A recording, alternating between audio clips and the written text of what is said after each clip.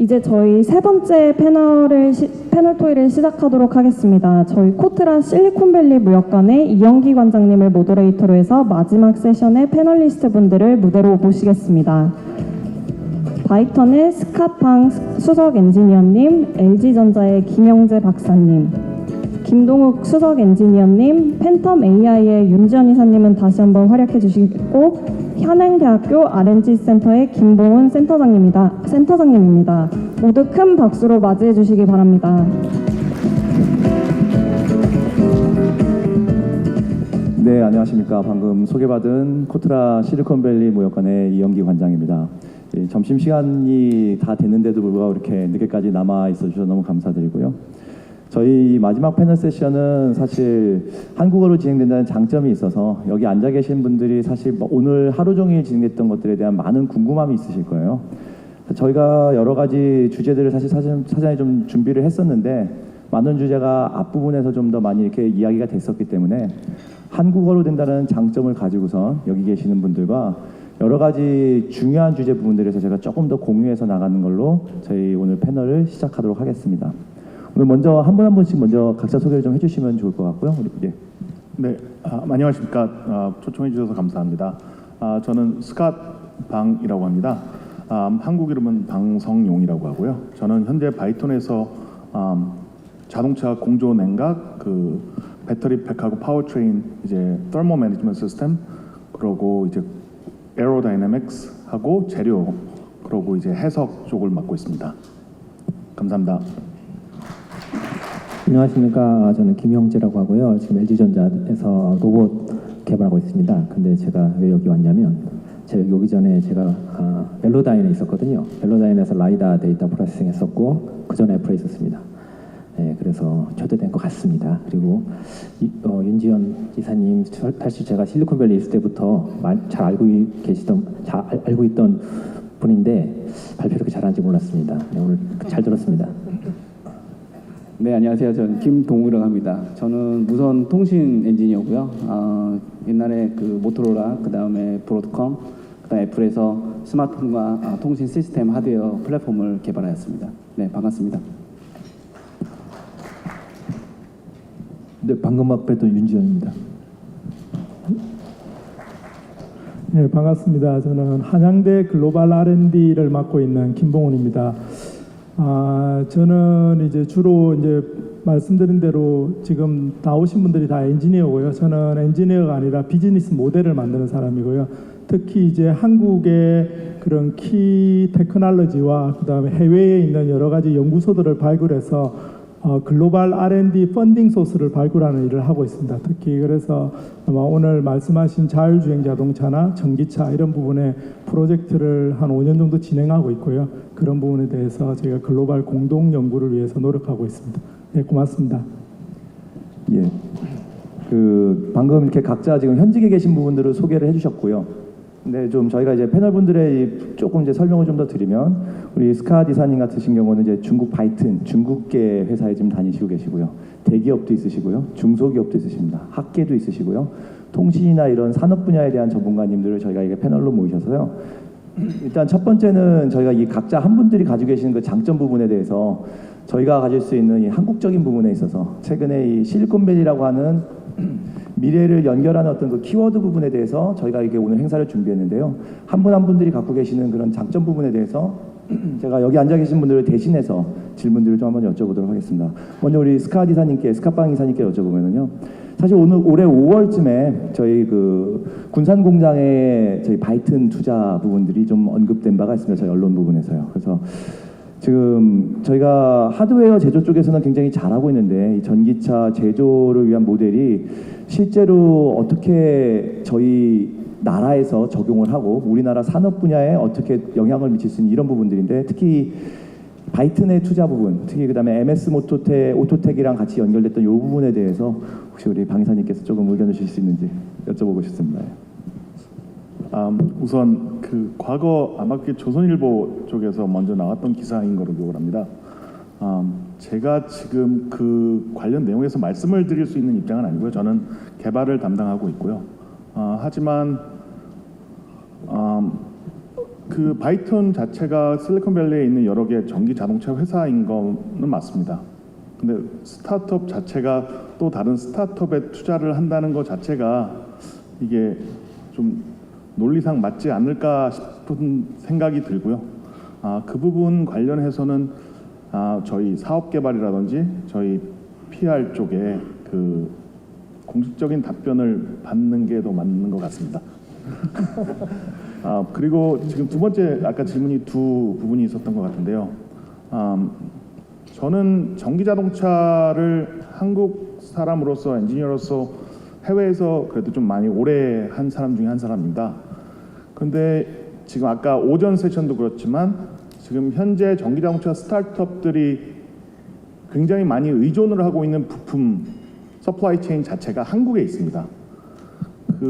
그런데 그렇게 많은 크게는 LG 전자의 그 전기 자동차 부품 사업부서부터 해서 적지 않은 스타트업들과 기존 서플라이 체인이 갖춰져 있는데 한국을 대표하는 전기 자동차 회사가 없다는 건 참 안타까운 부분일 수 있고요. 그냥 단순히 한국 사람으로서 전기 자동차 산업에서 굉장히 몸을 좀 오래 담았다는 사람 관점에서 있고요. 그 제조 생산, 어떻게 말하면 이제 위탁 생산 얘기가 나오는 것 같은데 사실 한국 자체에서도 이미 위탁 생산이 굉장히 활성화가 되어 있고요. 사실은 동아 자동차 같은 경우가 기아 자동차를 굉장히 많이 생산을 하고 있고요. 사실은 한국 자동차 산업이 완성차 제조 부품에 있어서 굉장히 많은 장점을 가지고 있는데 그것들을 하나하나 따지고 봤을 때 경쟁력을 있지만 그것들을 다 통틀어서 봤을 때는 더 많은 밸류가 나와야 되지 않을까 생각하고 있습니다. 네, 감사합니다. 우리 김 박사님께 한 번 더 여쭤보겠는데요. 사실 김 박사님께서는 지금 현재 대기업인 LG전자에 계시지만 그 전에 또 오늘 저희 스피치에서 많이 나왔던 그 벨로다인 경험치도 갖고 계십니다. 그 자율주행에 있어서 저희가 이제 부품이나 특히 어떤 그런 핵심 기술이 관련된 어떤 이제 제품들이나 이런 것들에 대해서 미국 기업들에 대비해서 한국 기업분들이 아직 좀 더 많이 진출하는 데 난이도가 있는데요. 대기업의 입장에서 또는 이제 벨로다인에 계셨던 분들의 입장에서 한국 기업들이 좀 더 잘할 수 있는 분야가 어디가 있을까? 뭐 이런 부분들에 대해서 제언을 좀 해주실 수 있으실까요? 예, 라이다 하면은 벨로다인 얘기를 계속 하시는데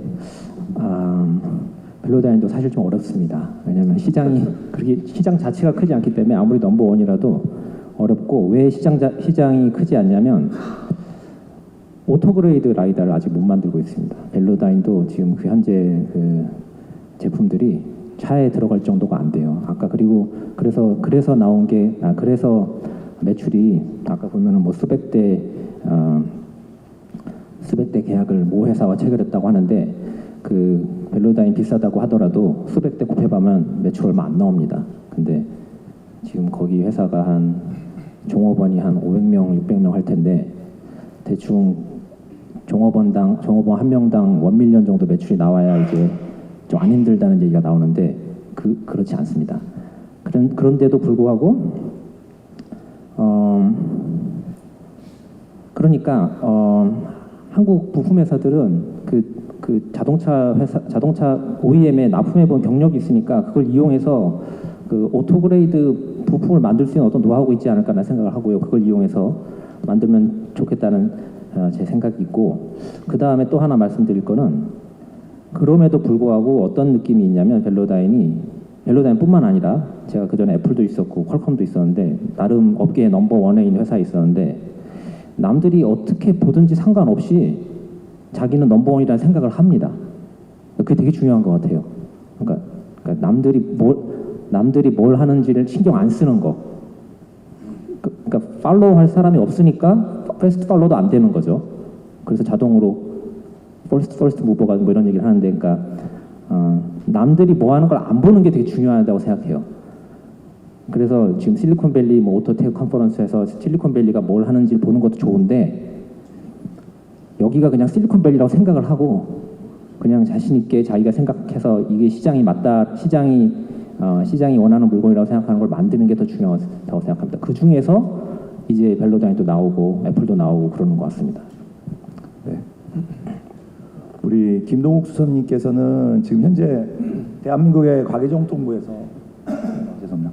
그 5G 플러스라고 하는 이 통신 부분에 대한 부분들을 저희가 국가적인 정책 과제로 좀 끌고 나가고 있습니다. 관련 분야의 전문가시기 때문에 사실 우리나라가 5G 플러스라고 하는 이 부분에 있어서 경쟁력을 가지고 있고 국가적 우위 부분이 있는데 실제로 이 자율주행차라든지 전기차부터 해서 이 자율주행이라고 하는 커넥티드카와 관련돼서 어떤 부분으로 이렇게 저희 기업들에게 주실 수 있는 의견이 있으신지 한번 좀 말씀해 주시겠습니다.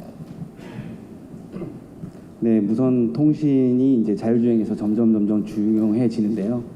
뭐 그 대표적인 기술로는 뭐 여러분 잘 아시겠지만 뭐 DSRC, 그다음에 CVTX 이 두 가지가 있습니다. 근데 요즘 대세는 이제 CVTX로 이제 넘어가는 분위기고요.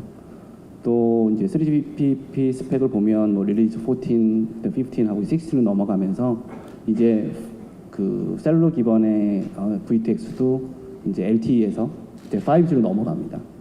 그래서 5G로 넘어가면 여러분들 다 아시겠지만 더 짧은 그 레이턴시와 더 하이 데이터 레이스로 이제 그 차량 간의 그 수많은 그 센서 데이터를 공유함으로써 이제 자율주행차의 정말 중요한 그 기술을 담당하게 되는데요.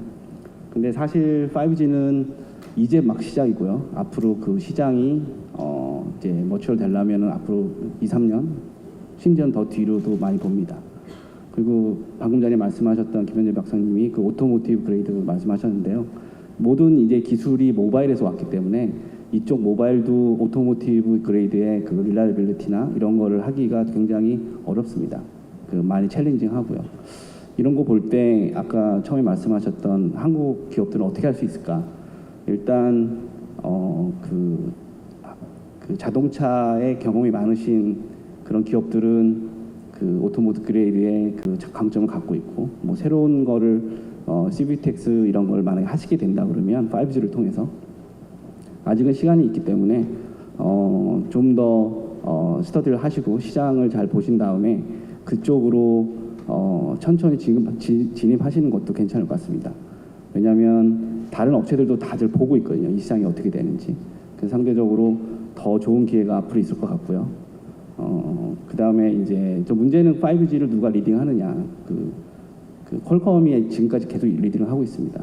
안타깝게도. 근데 그 퀄컴도 많은 요즘에 이제 애플하고 문제가 잘 해결돼서 이제 혼자 이제 단독으로 나가지만 그런 솔루션을 개발할 수 있는 업체가 과연 어디 있을까? 그러면 이제 삼성이나 뭐 다른 대기업들이 이제 하거든요. 그럼 우리 중소기업들이나 좀 작은 기업들은 그 대기업과 같이 그런 솔루션을 만들어주는 기업과 같이 해서 모듈이나 어떤 서브 시스템을 해보는 것이 아마 좋은 기회가 될지 않을까 생각됩니다. 감사합니다. 우리 팬텀 AI는 이미 앞에서 다 설명을 좀 주셨던 부분이 있는데요. 그래도 저희가 오늘 이 주제를 실리콘밸리로 주제를 뽑았습니다. 그래서 저희가 700명 이상의 어플라이가 있으셨고요. 실리콘밸리라는 키워드에서 있어서 이제 스타트업 기업들을 대표하셔서 그 현지에서 창업을 하였다는 어떤 그 팬텀아이가 갖고 있는 그 장점만 보시면은 팬텀아이에서 성공할 수 있었던 그 핵심 DNA가 뭘까? 이런 부분들에서 혹시 아까 하신 부분에서 조금 연결이 되시겠지만 한번 말씀해 주실 수 있을까요? 아까 제가 잠깐 말씀드렸었는데요. 그 드라이브.ai에서 이제 오퍼를 받아서 거절을 하고 팬텀 AI 조인하게 된 이유 중에 하나가 회사가 잘 될 것 같은 느낌이 들었고요. 첫 번째는 그 잘 될 것 같은 느낌이 뭐였냐면 내가 만약에 이쪽 시장에서 사업을 하면은 저렇게 할 것 같다라는 거하고 정확하게 매칭되는 회사를 제가 들어가게 된 거예요. 그래서 저는 거의 파운딩 멤버로 들어갔고요. 그 직원 중에서는 두 번째로 제가 입사를 했는데 저희 회사의 장점을 꼽으라면은 좋은 뭐라 그래야 되지? 그 토픽을 가지고 그에 맞는 사람들을 모은 게 제일 적용이 그런 조합이 제일 좋았다고 저는 생각을 해요. 왜냐면은 이제 그 실리콘밸리에서는 오토모티브 엔지니어를 구하기 정말 힘들거든요. 다들 IT 엔지니어고 뭐 자율주행을 한다고 하면은 정말 그 막 다 코딩을 해서 뭐 그 코딩이라는 게 나쁘다 이런 게 아니고요.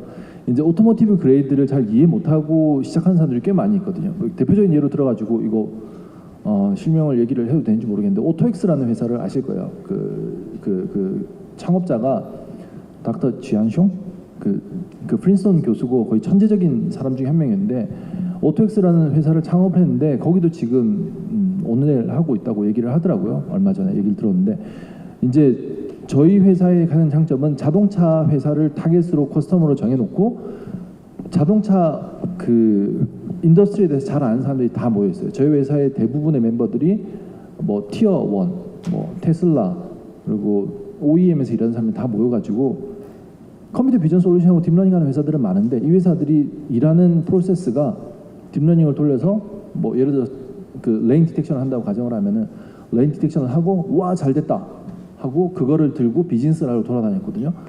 저희 같은 경우에는 뒤에서부터 출발했어요. 차량 제어를 하기 위해서는 어떤 레인 디텍션이 필요하다, 어느 정도의 퀄리티가 필요하다.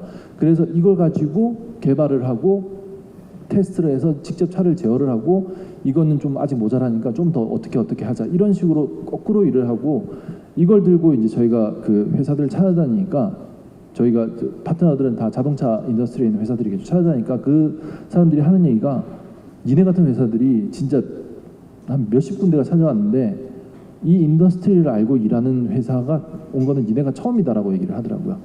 그래서 실적으로 저희가 투자 받으러 돌아다닐 때 저도 따라다녔었는데 레벨 2 ADAS를 한다고 하면은 투자자들이 약간 비웃었어요. 야 그거 이미 다 돼 있고 모빌아이가 시장 다 잡아먹고 지금 웨이모나 우버나 다 완전 자율주행 해가지고 내후년에 양산한다 그러는데 니네 이거 해서 뭐 할래? 그냥 집에 가 이런 많았거든요. 근데 이제 그렇게 한 1년 정도가 지난 후부터는 약간 투자자들이 공부를 하고 나서부터는 약간 태도가 바뀌었어요. 니네 어프로치가 맞는 것 같다. 그러니까 정답은 아니지만 회사가 버틸 수 있고 회사가 잘 되기 위한 조건은 가지고 있는 것 같다라고 얘기를 하더라고요. 그래서 제가 말씀하신 대로 스타트업이 실리콘밸리에 살아남기 위해서는 잘 아시겠지만 좋은 아이템을 잡아서 그 아이템을 잘할 수 있는 그 아이템을 팔아먹을 수 있는 커스터머를 그 파트너를 만나고 이 인더스트리를 잘 이해할 수 있는 사람들이 모여서 회사를 하면은 뭐 실패는 안 하지 않을까라고 생각을 합니다. 저는. 네. 예, 그 교수님께 여쭤보고 싶은 부분입니다. 김 교수님께는 사실 지금 우리나라가 반도체만 놓고 보면 사실 실리콘밸리도 태동을 반도체에서부터 시작을 했는데 뭐 전 세계에서 가장 잘하고 있는 국가 중에 하나라고 말씀을 드릴 수 있는데 이 반도체가 핵심 기술임에도 불구하고 저희가 이 자율주행이나 이 부분에 있어서는 상대적으로 고전을 하고 있는 부분들은 어떤 부분이고 어떻게 접근하면 좋을지 한번 여쭤보고 싶습니다. 예, 그 지금 앞에 말씀하신 펜터마이의 그 윤희사님이 되게 공감이 되고요. 저희 같이 미국의 플로리다 동문이라는 거 되게 자랑스럽게 생각하고 있습니다. 그래서 지금 말씀하신 질문이 상당히 광범위한데요. 저는 이렇게 볼 수 있을 것 같습니다. 한국이 반도체를 뭐 1970년, 80년부터 시작해서 지금까지 상당한 역사가 이루어져 있잖아요. 자동차도 그에 못지않은 기술의 역사가 있다고 생각합니다. 근데 왜 우리나라는 자율주행 자동차, 전기차 이런 부분들이 잘 안 될까 생각해 봤을 때는 우리나라가 너무 한국의 기술에 대한 자부심이 너무 많은 것 같아요. 그러니까 우리나라 혼자서 개발을 하고 우리나라 혼자서 뭔가를 만들어 나가는 이런 거에 너무 익숙한 것 같아요. 쉽게 말하면 오픈 사이언스로 한국은 그렇죠. 자기 기술이 있으면 자기 기술을 숨겨가지고 어떻게든 내 기술만 갖고 뭔가를 잘해봐야 되겠다 이런 생각을 너무 많이 가지는 거고요. 외국은 그렇지 않은 것 같습니다. 외국은 내 기술을 오픈하고 이걸 오픈함으로 인해서 내 거를 써서 내가 어떻게 수정을 해야 되는지 이런 부분들에 대해서 상당히 신경을 많이 쓰거든요. 그래서 저도 요즘에 자동차 부품사들하고 인터뷰를 할 때 왜 기술을 숨기냐. 그 기술이 숨긴다고 숨겨지는 게 아니라 그 기술을 전세하고 쉐어하고 그래야지만 우리가 이제 좀 더 앞으로 나갈 수 있는 거고요. 또 두 번째로는 이제 이런 측면에서 저희가 뭐 오늘도 실리콘밸리에서 이렇게 오셨지만 우리나라가 실리콘밸리나 뭐 독일의 프라노프나 이런 데만 쳐다보는 게 아니라 전 세계에 숨어 있는 연구단지나 숨어 있는 연구소들을 잘 보셔야 됩니다. 예를 들면 아일랜드, 우리가 아일랜드 하면은 뭐 기네스 맥주 마시는 분들도 상당히 많은데 아일랜드의 남쪽에 아주 시골에 가면 틴달이라는 연구단지가 있습니다. 세계적인 광학연구소입니다. 우리나라에서는 아무도 모르고요. 또 플로리다 올랜도 하면 거기는 디즈니월드가 있는 아주 재밌는 곳 뭐 이렇게 알고 있는데 그게 보면 로키드 마틴의 본사가 있고 에어로스페이스 기업이 1,700개가 집약되어 있고요. 전 세계 헬스케어의 VR, AR 단지가 2만 평이 조성되어 있습니다. 그래서 제가 왜 이런 예를 말씀드리냐면 좀 더 시야를 넓게 가지고 전 세계하고 공감하는 그런 기술을 가져야 되지 않을까. 그래야 성공하지 않을까 생각합니다. 네, 감사합니다. 서로 다른 분야에서 전문가분들을 모셔서 각자 분야에서 좀 전문성 있는 부분들을 좀 여쭤봤고요. 이제 본격적으로 저희가 이제 같이 공유할 수 있는 부분들에 대해서 의견 좀 여쭤보고 싶은데요. 저희가 이제 실리콘밸리에서 오다 보니까 오늘 언급되어 있는 많은 기업들, 특히 뭐 구글이나 애플, 그다음에 테슬라 이런 곳들이 다 이제 실리콘밸리에서 저희가 이제 헤드쿼터를 가지고 있는 곳들입니다. 자동차 산업만 놓고 보면은 이제 신흥 강자라고 AI야 어떤 그 아까 앞에서도 여러 말씀 주셨지만 이 신흥 강자들과 기존의 이제 GM이라든지 포드라든지 뭐 다임러 크라이슬러라든지 뭐 BMW 이런 데들과 앞으로 펼쳐지게 될 미래의 모습에 대해서 모두 궁금할 것 같거든요. 어느 쪽에서 승자가 이루어질 수 있을지 네, 한번 우리 스카빵 이사님께서 생각하시는 향후의 모습 전통차냐 아니면 이쪽 부분이냐 개인적인 의견을 좀 말씀해 주시면 좋으실 것 같은데요. 예, 저 교수님 아까 말씀하신 거에 약간 좀만 보태면서 대답을 해보도록 하겠습니다. 사실은 한국 자동차 산업도 그렇고 한국 경제 자체가 보면은 아까 말씀하신 내용 중에 그 한국말로 정보의 비대칭성, 그러니까 이제 information asymmetric 이런 말이 나오는데요. 그 내가 남들이 모르는 정보를 가지고 그 정보를 활용해서 어떤 밸류를 만드는 게 한국의 경제의 성장 기본이었죠. 뭐 한마디로 얘기해서 한국의 부동산 산업 어디가 개발이 되는지를 미리 알아서 거기서 땅을 사고 개발한다. 사실 그게 자동차에서도 적용이 됐었습니다. 남들이 없는 기술을 가지고 내가 먼저 특허를 내서 남들보다 더 빨리 출시를 해서 내 자동차를 남들보다 조금 더 비싸게 팔자. 딱 그 내용인데요. 근데 지금 이렇게 전기 자동차로 가고 이게 기존 자동차의 기술, 신기술 기술 이거에 대한 하나가 어떤 게 옳은 솔루션이다, 어떤 게 이겨야 되고 져야 된다가 아니라 그 기술들이 오픈이 돼서 아까 말씀하신 것처럼 오픈 이노베이션을 통해서 그 저희가 가지고 있는 자동차란 제품에 대한 밸류보다 더 추가가 되는 밸류를 찾아야지 전부 다 같이 산다고 생각을 하고요. 그래서 저는 질문을 다시 대답을 다시 질문을 해서 죄송한데 전기 자동차, 내연기관 자동차, 뭐 연료전지, 퓨얼셀 같은 것들이 다 같이 공유할 그 같은 시장에서 다 같이 살 수 있는 방법을 찾는 게 옳은 질문인 거. 어떻게 그 세 가지, 네 가지가 됐던 솔루션들이 같이 공존할까가 그게 더 큰 질문인 것 같고요. 사실은 그거 세 가지 이외에도 다른 파워트레인 솔루션들은 나올 수 있다고 생각합니다. 네, 알겠습니다. 시간이 이렇게 많지 않은 관계로 계속 이렇게 한 분씩 말씀을 좀 주시면 되겠고요. 그 다음에 우리 박사님. 전 팬텀 AI가 잘 될 거라고 생각합니다. 저도 동의합니다. 투자자들 있으시면 많이 투자들 하시고요. 네. 그리고 지금 들어보니까 팬텀 AI가 당장 시장이 ADAS에 있어서 거기를 먼저 집중하고 완전 그 레벨 4, 레벨 5는 나중에 그러니까 미래 대비 정도로 하고 계신다고 하셨는데 아까 비디오 보니까 잘 되더라고요. 근데 왜 안 된다는지 저는 알 수가 없습니다. 그러니까 그게 제가 하고 싶은 말은 이겁니다. 그러니까 레인 체인지 하고 횡단보도 있으면 뭐 속도 줄이고 그다음에 신호등 있으면 잘 쓰고 그럼 되는 거 아니에요? 보험회사죠, 보험회사. 보험회사가 문제죠. 그러니까 제가 하고 싶은 말은 무슨 말이냐면 보험회사가 어떻게? 그러니까 하고 싶은 말은 무슨 말이냐면 완전 자율주행은 절대 오지 않아요. 세상에 완벽한 시스템은 없기 때문에. 그럼 이제 사고가 났을 때 아까 말했듯이 레벨 3에서 레벨 4로 갈 때 라이빌러티 체인지가 가장 큰 문제라고 했는데 그거는 시장에 맡겨서 푸는 게 가장 좋다고 생각해요. 시장에. 그게 무슨 말이냐면 아까 말씀드렸듯이 우버가 예를 들어 사고가 났어요. 그 사람이 죽었어요. 그러면 이게 시스템 문제니까 이 사람이 우버를 소송을 하겠죠? 그러면 소송에서 어떻게 되겠어요? 지겠죠? 그러면 돈을 왕창 물어주겠죠? 그죠? 그럼 그 다음에는 이제 어떻게 할 것 같아요? 우버가 바보가 아니니까 보험을 들겠죠. 사람이 죽을 수도 있으니까 자기가 만든 시스템을 타다가 사람이 죽을 수 있으니까 그 만약을 위해서 보험을 든다고요. 보험가는 어떻게 책정될 거란 말이에요. 한 달에 얼마씩 낼 거라고요. 그러면 그거를 우버가 바보가 아니니까 차값에 얹겠죠. 어디 서비스 값에 얹겠죠. 분명히. 그럼 이제 어떤 일이 일어나냐면 그 서비스나 그 차를 이용하는 모든 사람들이 십시일반 돈을 모아서 그 서비스에서 사고 난 사람한테 그 사고가 났을 때 그걸 배상해주는 형태가 되는 거란 말이에요. 그 형태가 현재 형태보다 더 싸면은 그러면 완전 자율주행차가 왔다고 말할 수 있는 거잖아요. 그죠? 저는 그렇게 봐요.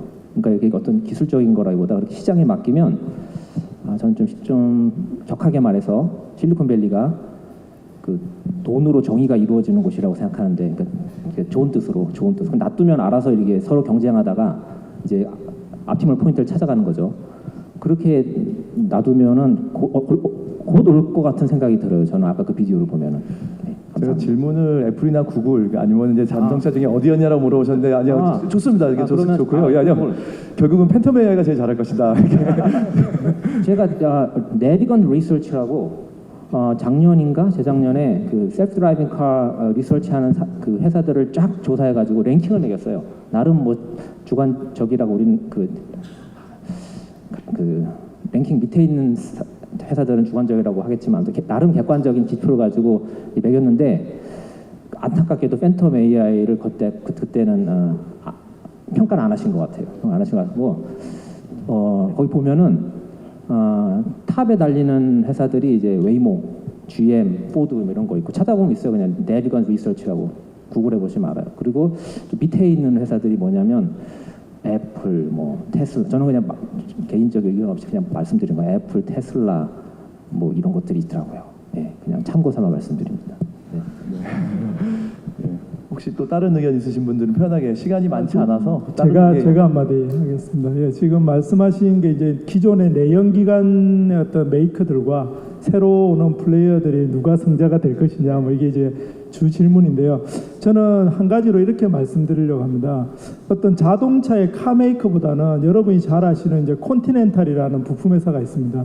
제가 콘티넨탈이 전시회를 하는 거를 최근 5년 동안 계속 제가 라스베가스 CES, 지난달에는 중국의 CES를 가면서 보면서 어떤 걸 느꼈냐면 이 콘티넨탈이 100년이 넘은 회사인데 타이어로 시작해서 계속 자동차 부품을 하다가 한 5년 전부터는 보니까 갑자기 소프트웨어를 계속 하는 거예요.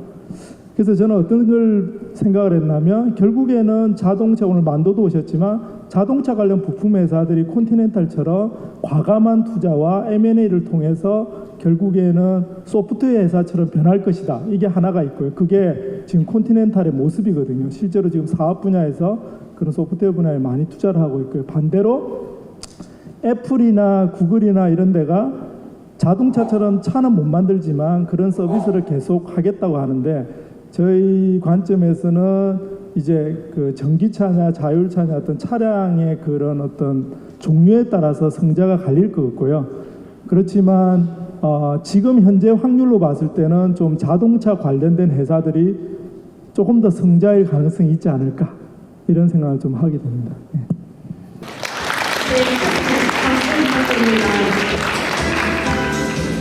네, 저희가 산업별 전문가분들을 모셔서 좀 더 길게 이야기를 나눠보고 싶었는데 시간 관계상 여기서 마무리하는 점 양해 부탁드립니다.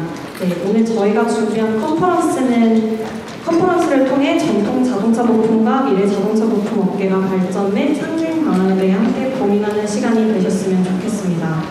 오전부터 타이트하게 진행된 컨퍼런스에 많은 관심 가져주셔서 감사합니다. 저희 1대1 상담 예약이 있으신 분들은 1시 30분부터 상담회가 시작되었으니 네, 옆에서 참석해 주시기 바랍니다. 관련 문의사항은 행사장 안팎에 저희 스태프에게 문의 주시기 바랍니다. 감사합니다.